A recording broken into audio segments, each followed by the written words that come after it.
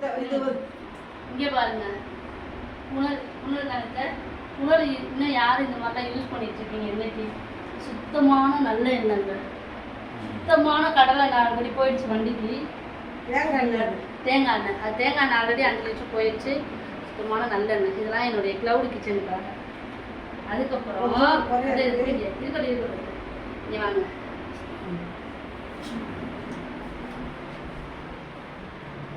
யாருக்கு இதெல்லாம் என்ன ஞாபகம் இருக்கு சின்ன வயசுல நாங்க இப்பதான் தள்ளிட்டு போவோம்